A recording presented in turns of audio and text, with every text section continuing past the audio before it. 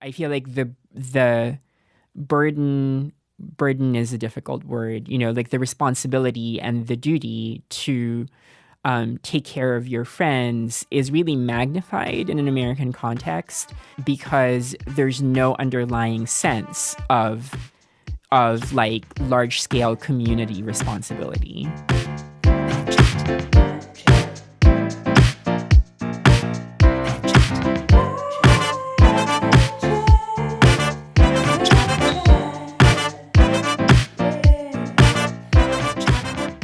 This is Mad Chat, a podcast where we analyze and discuss what our pop culture is telling us about madness and mental health. I'm your host, Sandy Allen.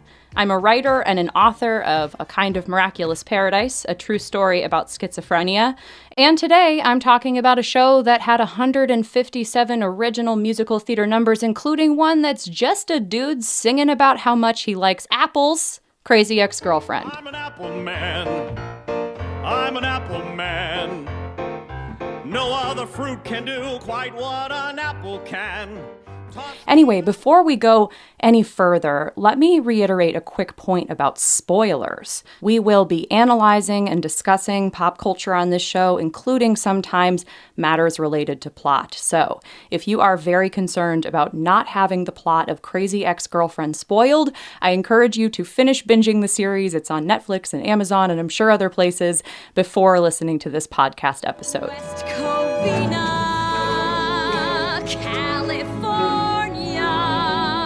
Crazy Ex-Girlfriend is a series that's been airing on the CW until very recently about a lawyer named Rebecca Bunch who has a high-powered New York job and then quits all of a sudden and moves to a random part of Southern California called West Covina, mostly so she can try to get back together with the guy who she got dumped by at summer camp when she was 16. So the series follows her as she has uprooted her life and plopped down in West Covina, California, and spends a lot of time and energy through the beginning of the series pretending like she didn't move there to be with Josh. She's the crazy ex-girlfriend. What? No, I'm not. She's the crazy ex-girlfriend. That's a sexist term. She's the crazy ex-girlfriend. Can you guys stop singing for just a second? She's so broken inside. The situation's a lot more nuanced than that. But then develops into something more complicated about Rebecca and her friends and her coworkers, and mostly follows her, I think, through the journey of eventually receiving a borderline personality disorder diagnosis. And I'm so excited to have my good friend joining me for this chat, Meredith Talusan. Welcome to Mad Chat. Thank you, Sandy. I'm excited too. Before we dive in, Meredith, could you tell our listeners a little bit about who you are and what you do? Yeah, I'm an author and journalist and editor. I'm one of the founding editors of Them, which is Condé Nast's LGBTQ plus platform, and I am in the process of finishing my book, which is a memoir called Fairest, which is coming out from Viking sometime early next year. We still haven't quite pegged down the date yet. But. Yeah, 2020, the biggest event is going to be your memoir, Fairest. Exactly. And you suggested Crazy Ex-Girlfriend today, which I was really excited to talk about because it's a show with crazy in the name. And there is so much to talk about here. But why was this what you wanted us to talk about? Yeah, so I am a Filipino American person who immigrated to Chino, California, which is about 20 minutes drive from West Covina. Close, very close to West Covina. And also I love musicals. And also you love musicals. And I actually wanted to briefly start there before we dive into talking more about disability and mental illness, because this is a musical theater nerd's dream of a show in a sense. And I also, you grew up a child star, and I grew up a musical theater kid. We kind of have that shared like performance background. We're just dropping that in, right? That's where we're starting. What's your favorite of the 157 songs that were on Crazy Ex-Girlfriend? Did you have a single favorite song? Yeah, I'm putting you on the spot right away. I know. That's really funny. Well, okay, but Lea Salonga has been my childhood, just sort of the singer that I followed, throughout my life. I started listening to her when I was 4. So I actually don't remember the song that she sang in the episode where she played the Josh's aunt. At the wedding. At the wedding. Yeah. It's the in one indescribable instant. Yeah, it's the song from the You Can't Find It Anymore musical from Rebecca's childhood that she's waited for a man to say it. That was exactly. And the fact that she's this sort of big snob, and the fact that she plays a somewhat unlikable character was also really fun, just because Lea Salonga, has been known for being, for transitioning from ingenue roles to kind mother roles, right? She was Kim in Miss Saigon, and now she plays Fantine in Les Mis, right? So having her be a somewhat unsympathetic character was also super fun. The mental illness is perhaps the biggest thing that this show is about. It's the kind of focus of the show.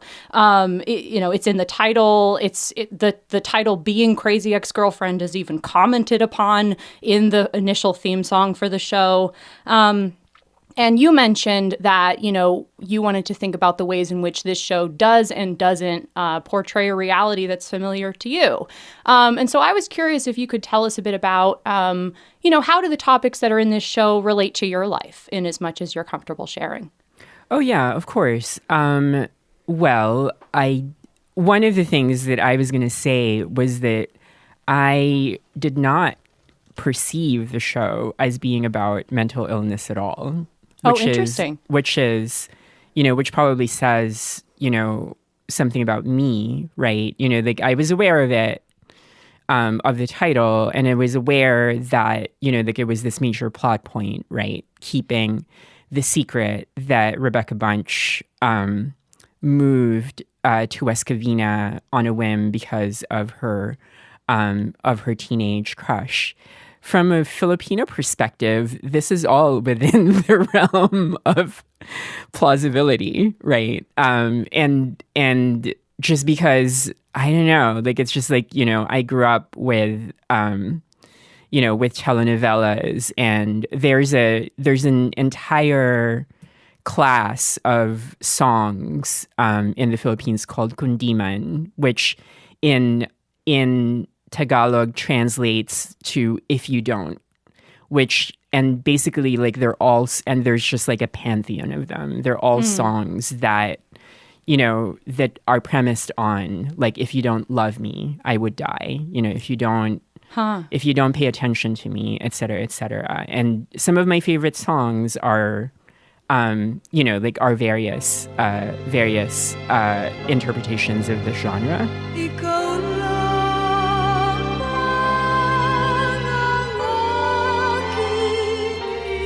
And so for me, coming into the show, I understood Rebecca Bunch's desire to keep this secret as a certain kind of embarrassment over the sort of normative expectation of the society that one doesn't do that. But it wasn't something that, but I wasn't on the side of society when it came to that, I completely understood her decision. Yeah, you were on Paula's side. I mean, Paula is kind of someone who Rebecca meets, a colleague at work who really she's this is the most romantic thing I've ever heard. And she just decides to go completely in on helping Rebecca make the dream of Josh come true. What you did for love, for true love, the sacrifices, the money that you walked away from that you... Oh, God. No, you're not crazy and you're not stupid. You know what you are? You're brave. Seems like, just to go back, when I say, it seems like the show is really foregrounding the topic of craziness or of mental illness, just in the sort of the title, the contours of its plot. But, I which isn't to say that necessarily would agree with the interpretation that, yeah, exactly. Like, we have to read everything that Rebecca does as resulting from a literal mental illness. And also, like, I understand that in retrospect, right? You know, like, I understand that lens, but I think that in terms of how I received the show as an audience member, I was pretty oblivious to it. I mean, I think in part because, you know, just because, like, I myself, you know, obviously, like, having been super influenced, you know, by all of these forces, I myself, you know, like, with you know, like, when I moved to the States and within the American cultural context, did find it puzzling that other people in this country didn't view romance the way that I did, right? Right. So, you know, so from that perspective, yeah, like, it is super fascinating to me now, having, you know, kind of, like, seen more of the show, right? And seen how the show then sort of makes Rebecca's mental illness more explicit, right? And, you know, kind of, like, within people's understandings of what is outside the bounds of acceptable behavior, right? It's, you know, like, it's been a really fascinating experience for me watching that turn, you know, just because I feel like in terms of the relationships in my life, right, I definitely, you know, like, I have had a lot of the ways in which I've discovered aspects of myself have been through romantic relationships, in part because, you know, because I was estranged from both of my parents, and so I didn't have a strong family structure. So I feel like from a, you know, like, pretty much from the time that I started dating, I was much more, romantic relationships had more meaning for me than it did people who, you know, who come from nuclear families or have family support. Oh, and also, you know, like, I'm a first generation immigrant. So even though I have extended family, you know, they didn't really understand what was going on with my life. Oh, and by the way, I also went to Harvard. Like Rebecca Harvard? Bunch. Wow. Do you, like, go to Harvard or something? Yeah, but I don't like to talk about it because people get weird. You're sure it says Harvard? That way I don't have to talk about it. You know, it does seem like that's such an important distinction in terms of whether we view Rebecca's actions from the top as being outside the social norm, you know, or not. And it does seem like a big thing that the show is teasing out in general has to do with the fact that so much of this is relative. Rebecca's actions they always make sense to her, you know, and so the audience we're most sympathetic with her, even if she becomes an unlikable character, even when she does stuff that's really, you know, outside the acceptable bounds of social norms. You know, we're sort of we're closest to her the whole series through, and so I think we're meant to a certain extent to see her sort of conquest of Josh through the beginning of the series to be, you know, we're rooting for her too to some degree, and to some extent we kind of set aside, you know, the things that she did during that period that are outside the boundaries because it's of love. What we perceive to be acceptable behavior.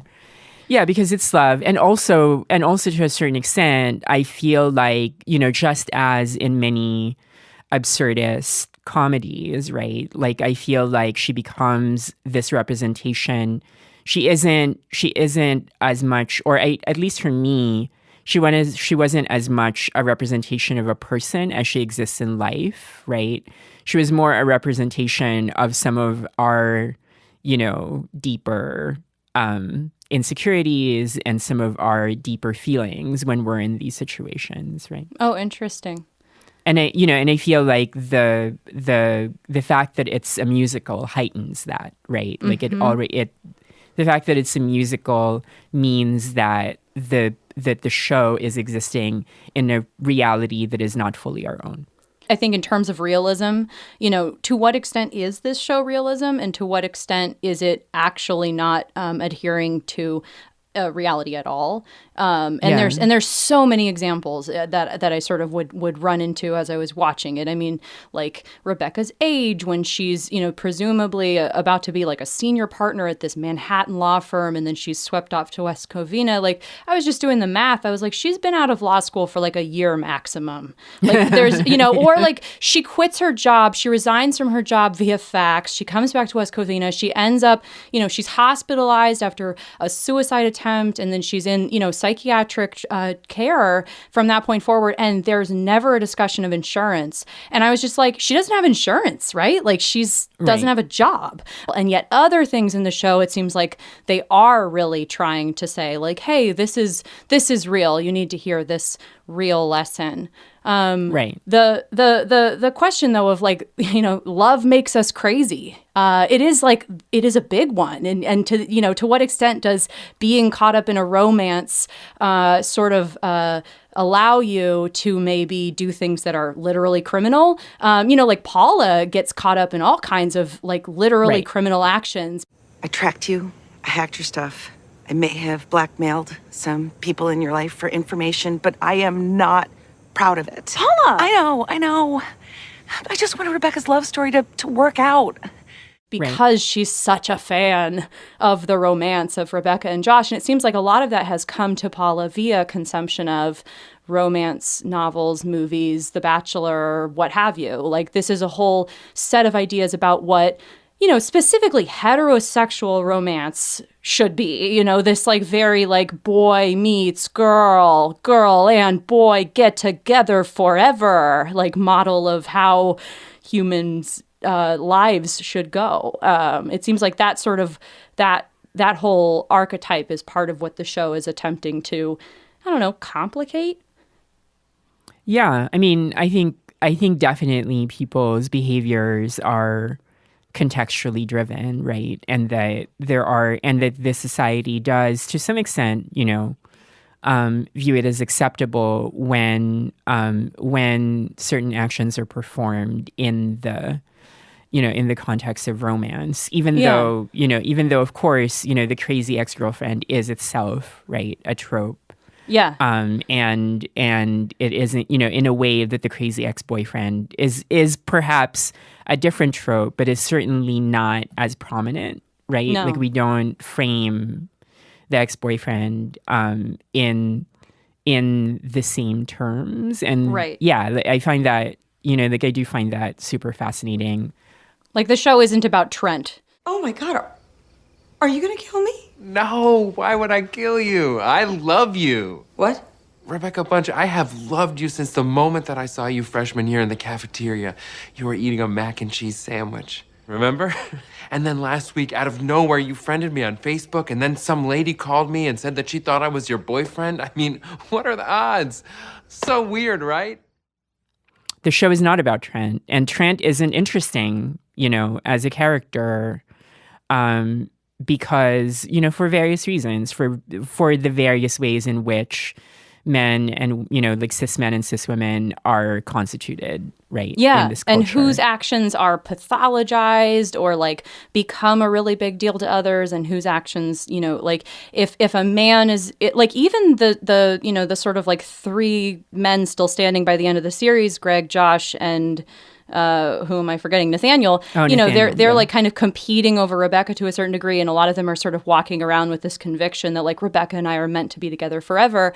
And I was thinking about the difference in how the show treats that versus Rebecca feeling like, oh, we are meant to be. For Rebecca to feel that way, it's a problem. But if like a man is like, hey, I've figured out we're meant to be together forever, that's really romantic. Right. Right.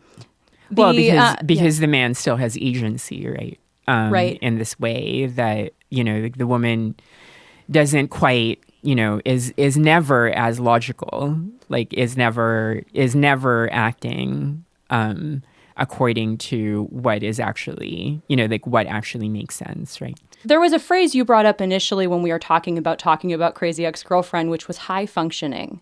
And I wondered if we could talk a little bit about that. There's this tendency in pop culture to portray people with, mental illness diagnoses as unable to do whatever, have social relationships or have a job, or there's this conflation of sort of low ability and having a psychiatric diagnosis. And so one thing that you'd pointed out was this show is unusual in showing someone who's got psychiatric diagnoses and history and who's also highly intelligent. You know, she's an attorney, she's high functioning. But why is that a problematic term? Yeah, I mean, I think, well, first of all, that's also a super fascinating dynamic of the show and the trope in general of high function, right? Mm-hmm. That in order for you to that in some sense, like, one cultural privilege is your way of counteracting the stigma of having the mental illness, right? Which is, which itself, the idea of the genius artist, right? Or the idea of, a beautiful mind, the schizophrenic genius, right? Is, again, it falls into that trope, right? Society only values you to the degree to which you can, fit into its mold of somebody who in some way is productive or who in some way has something to contribute. Right. And so in that sense, creating the label high functioning is a way for, I view it as a way for people to then create a category in which a certain set of people who belong to a diagnosis, right, are allowed to and are permitted by normative society to function and to lead, lives that are in some way validated by that society, right? Whereas, as opposed to like totally, assuming that someone isn't human, like as opposed to a label that might be viewed as more ruinous or more damning, like when you've got the plot line with Bert initially, and he's a star witness for Rebecca, and he's revealed by the opposing counsel to be Great. And how long have you been a diagnosed schizophrenic? 16 years. a schizophrenic, and it's like a game changer for Rebecca's case. And it seemed like such a telling moment that the show seemed to agree, like, oh, you can't have a schizophrenic witness, you know, like that's so clear, and how there is a hierarchy that's being preserved by the series. You know, like in a lot of ways, it is, you know, like that's Rebecca's biggest fear, right? That once people find out that she has this history, then her entire identity will be invalidated, right? And that as a result, it also pushes her to be, you know, as excellent as possible in order to sort of counteract that, you know, that particular stigmatization. You know, this is also something that's super familiar to me as somebody who belongs to a bunch of minority identities and, you know, has family that has struggled with severe mental illness. And so, and I'm aware that whenever I talk about family members, that I de facto become associated with the people in my family, right? And so I sense some of that anxiety myself, and it definitely is psychologically motivating, right? To be able, and, you know, because we live in this society that we do, where, like where people aren't really valued for their own sake, you know, in this sort of like super, and I feel like it takes living in another country that isn't like that for people to understand that that's not a ubiquitous idea, that you're only worth as much as you can give to society. What are some of the ways in which this show's portrayal of mental illness, disability struck you as, you know, kind of confirming the world as you know it, or really diverging from the world as you know it? One of the really fascinating things is that when Rebecca is finally, when it's finally revealed that she has this borderline personality disorder diagnosis, she has this entire history of mental illness, she has, this really, really robust support network. The people in her life, both romantic and friendly, continue to support her. They have their moments of withdrawal of support.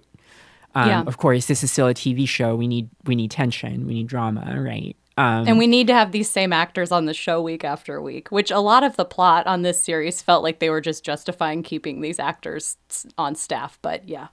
Right. And that is not, that's just not the way that I experience the world in America. Right. I feel like in the Philippines, that's normal, that, somebody, especially within, maybe it's not as typical in Manila anymore, but in a rural setting, the first unit of selfhood is the community, right? Mm-hmm, mm-hmm. So if somebody in the community is in trouble, there's this distribution of labor and duty in terms of supporting that person in the community. And I'm not saying that the Philippines is perfect. I mean, there are inherent flaws in the system too. Whereas in the States, one of the things that I found is that the units are very different, right? The first unit is the individual. And then it's possible, if you have a family, that you can have a support structure within your family. And then it's also possible that you can have support structures within a particular identity community or within a particular, within a particular institutional setting, Right. when you're in school, you have friends in school that you can be friends with, right? Or that you can, turn to for support. But by and large, I've seen so many people deal with various with various crises from mental illness to chronic illness to harassment, et cetera, find it really, really difficult to find support networks in a way that would be very different in a Philippine context. And so I always found the way that the show doesn't really address that, why is Rebecca so special that she gets all of her people in her life still, still in her corner? Like, how could they drop all of these aspects? So, because usually the reason why, at least in my experience in America, the reason why people don't lend as much support as they should, or that it's not a matter of feeling, right? Like, it's a matter of logistics, or it's a matter of living in a society where it's not an acceptable excuse to take half a day off work because your friend who is not a direct family member is in trouble, right? Right. Like, whereas in the Philippines, like, that is totally acceptable. Right. And in the world of this show, it's totally acceptable. In the fantasy, I guess, to a certain degree of this show, like, her diagnosis doesn't jeopardize her friendships, which for a lot of people isn't the case, like that if you have that sort of experience, that can suddenly become a reason that all sorts of people aren't as interested in sticking with you. Yeah. And I feel like part of the reason why it's intimidating in an American context, right, is the fact that there's no underlying community support structure, right? So people are afraid of having, people in those types of situations depend on them in a way that they can't, in the way that they can't ultimately support in the long run, right? Right. Like in the Philippines, it's completely acceptable to if you have a friend who's in trouble and you have something to do, you can just go to your neighbor and ask them to help, right? Like, all your neighbors, first of all. And it's interesting. And so, Rebecca kind of does that at the beginning of the series, you know, when she's living next door to Heather. Look, just as a tip, we don't actually, talk to each other around here. That guy has lived next door to me for like 11 years. And like, I say guy, but honestly, it could be like a stack of cats in a jumpsuit. Okay, appreciate the info, but I like to consider myself a bridge builder, and I feel like you and I could shake things up around here. Yeah, no, I don't see that happening. But anyways, it's nice to meet you. Stack of cats in a shirt. Yeah, like there are all of these unusual aspects of this series. Like this isn't actually what happens in, like in life, right? Like people in America don't know, like in a lot of urban areas in America don't know their neighbors. They don't depend on their neighbors. They don't form close friendships with their neighbors, in part because, and I'm saying this as somebody who is not close to my neighbors, right? That there is this sort of sense that the responsibility that implies is a bigger responsibility than it is in a Filipino context, because in a Filipino context, everybody is friends with their neighbors, right? Right.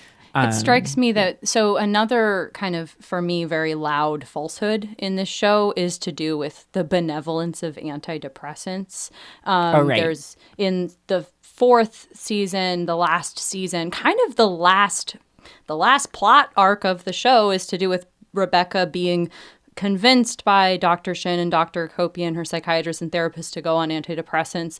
And there's a big number that Dr. Akopian sings that's like, Antidepressants are so not a big deal. Big whoop, you're on an antidepressant. Take two with or without a meal. and it's about how everybody is on them, and the actors are doing a like tap dance. Fluoxetine, paroxetine. Our lawyers won't let us say brand names. And they're saying the generic names of antidepressants, and they're like, our lawyers wouldn't let us say the real names. And I'm like, that's because you'd literally be advertising pharmaceuticals on your show.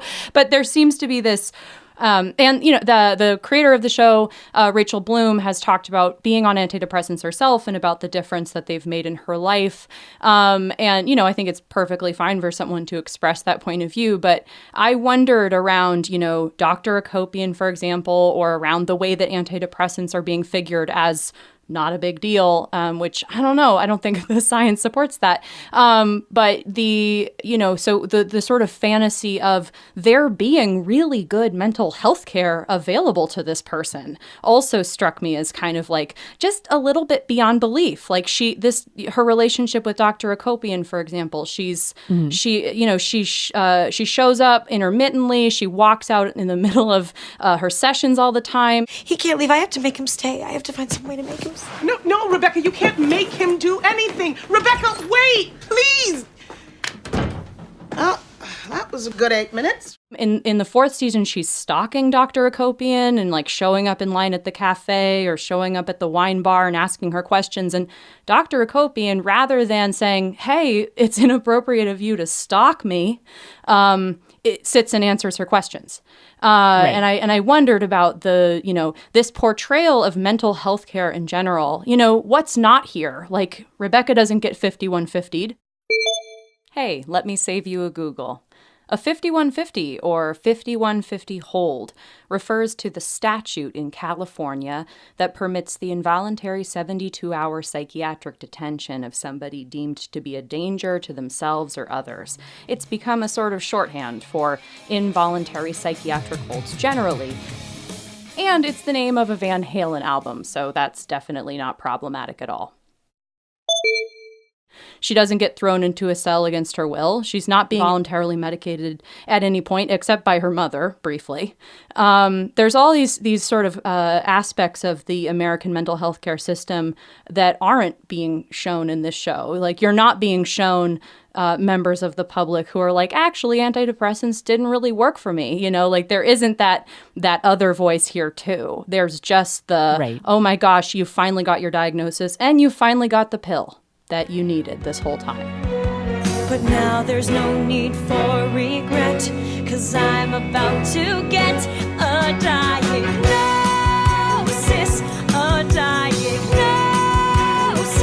Don't tell me no, sister, you don't fit in.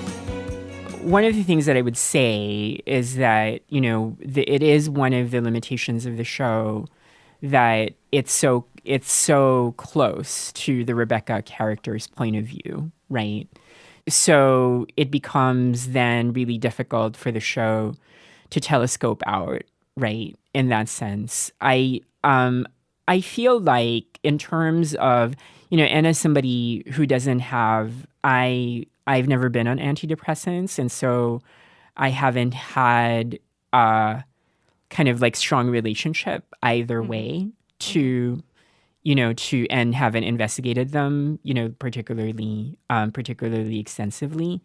So, so I guess from my vantage point, looking at that scene, right, I was looking at it, from as a scene that's expressed through Rebecca's point of view. And so from that perspective, I could see that, that she, and Rachel Bloom behind her, who believes that antidepressants have helped her, right, was in some way, trying to normalize, right? Totally. The taking of antidepressants and trying to, potentially get rid of the stigma attached to it. I do remember, I did go through my first year. I went to grad school at Cornell, and my first year I went through this like winter depressive episode in which a psychiatrist actually did prescribe me antidepressants until I was just like, do you think that it might have to do with the fact that I grew up in the Philippines and, with a lot of sun? And then she was just like, oh, that makes sense. So then I got a sun lamp and I didn't need to take the antidepressants anymore after that. But I remember talking to people about them during that period. And it did strike me then, the number of people who would not say that they're on antidepressants unless they're in the presence of a person who is on antidepressants too. Absolutely. And so that was also like super, it's sort of redolent of a really particular American phenomenon, I feel like, which is that, and is sort of similar to climate change in the sense where like there is a problem and you don't tackle the problem. Like you create this sort of solution, this other solution in order to kind of like deal with the problem. Explain what you mean. And I feel like, well, I think for me, like as a non-expert, right? Like there may be inherent biological factors that are beyond environmental control around people's depression, right? But I guess like, casually, I do believe that, that certainly your underlying and, like your surroundings and your environment affects the way that you live in the world, right? Yeah. In America, careers are super, super important to people in a way that I just don't identify with.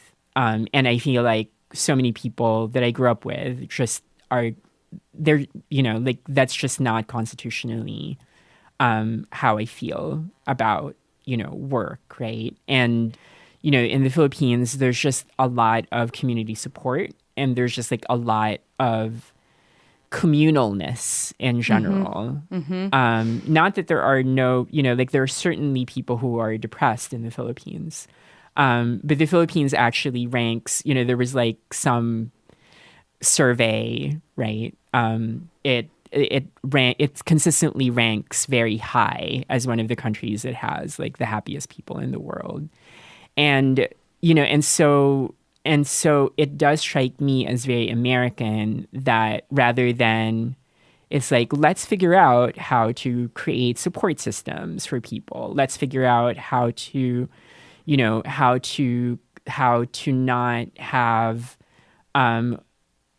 to raise a generation of people who don't equate their self-worth with the amount of work that they do or the value that, Right. like the sort of external value that they contribute to society. And there's the sense that right? Rebecca is just forged in that. Rebecca, it's Mom.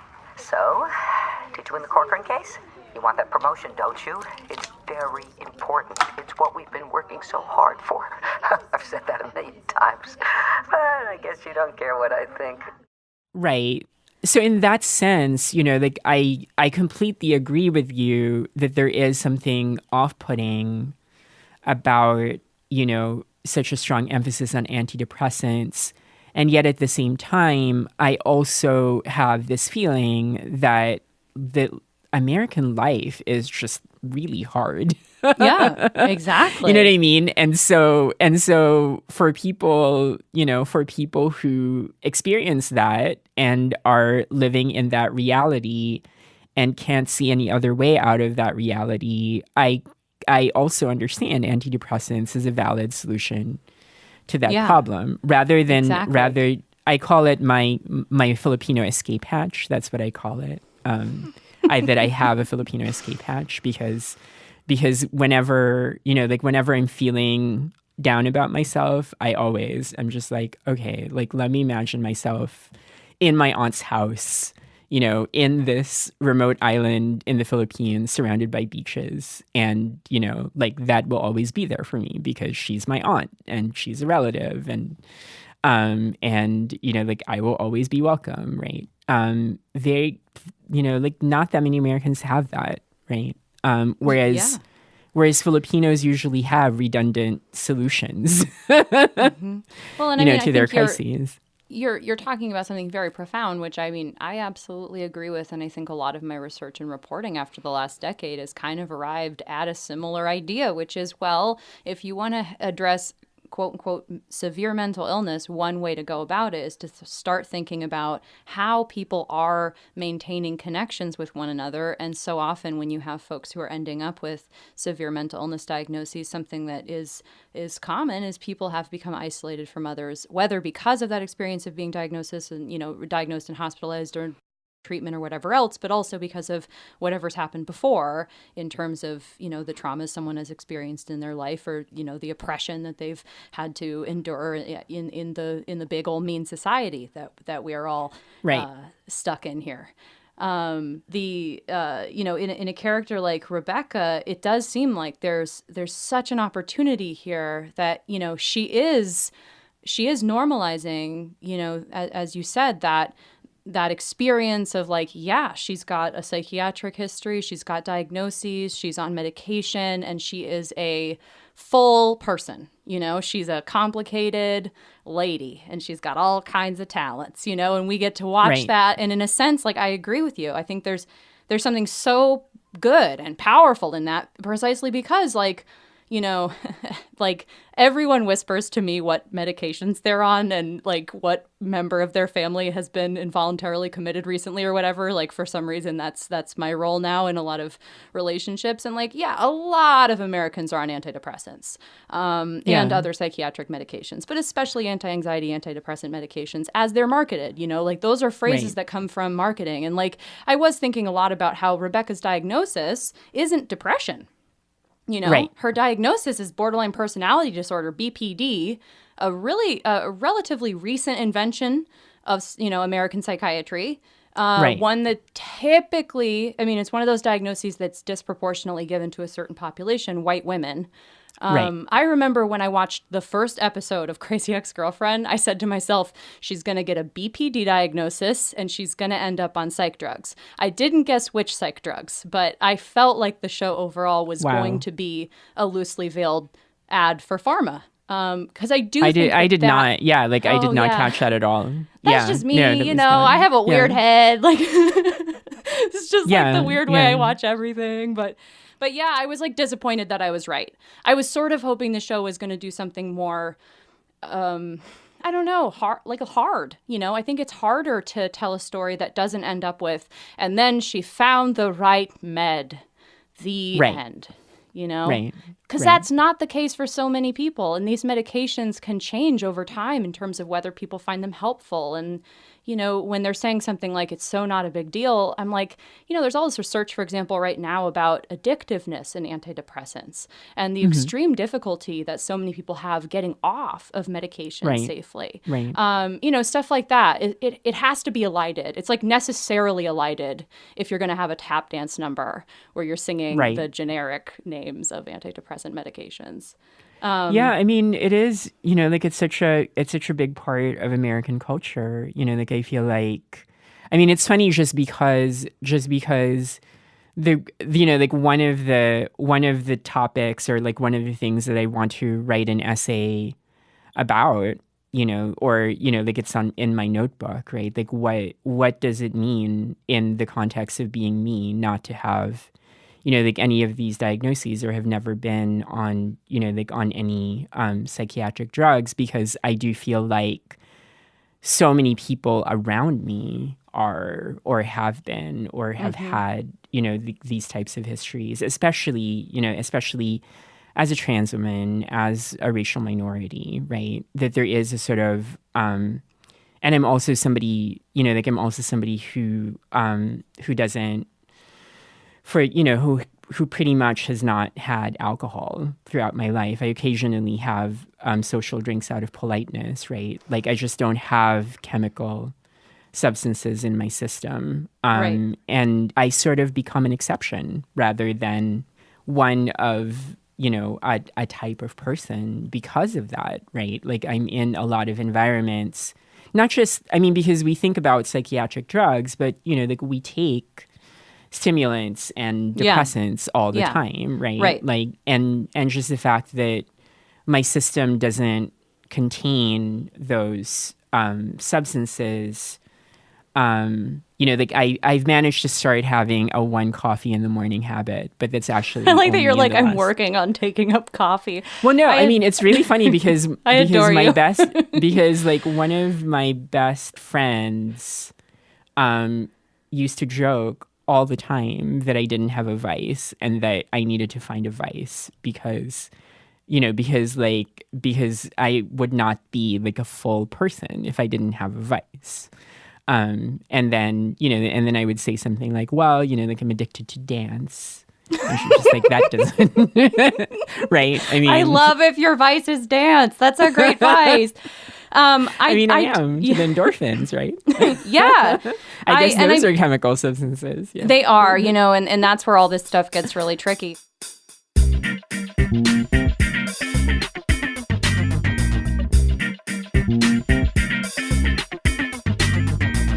Our last segment on Mad Chat is called What's Helping Today? And that's where we're just going to say, what's helping today? It doesn't need to be what is the answer to, mental health for all time always. But yeah, what's helping you today, Meredith?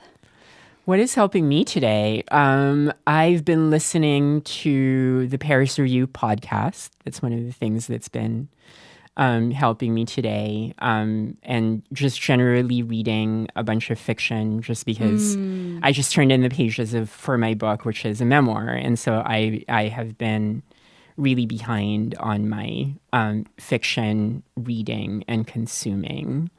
And then I'm looking forward to going to dance class tonight. I'm trying to decide between ballet class and a modern, like an easy ballet class or a hard modern class. Oof. And I haven't figured out which one I'm going to take yet. Both of those things are such beautiful fiction, dance, I know. I'm just such a stereotypical, like, what? Like, I don't know. You're such a stereotypical you. Yeah. It's just, it's just like, oh, art. Yeah. Art saves me. What's helping today? I'm going to actually say my therapist. Amazing. I had a call earlier with my therapist, and she's someone I've been talking to on and off for 10 years, and she lives in a different state. And, it's definitely a big part of how I continue to be on the earth is having that relationship. So shout out to my therapist. Thank you so much, Meredith, for joining us today. Can you tell the listeners real quick where they could read your work or they can't yet pre-order your book, but, where can they learn more about you? Yeah, my website is mtalusan.com, TALUSAN.com, where you can sign up for my email list. And my Twitter and Instagram handle is 1, Demerith, DEMERITH. You can tell that I like puns even for my name.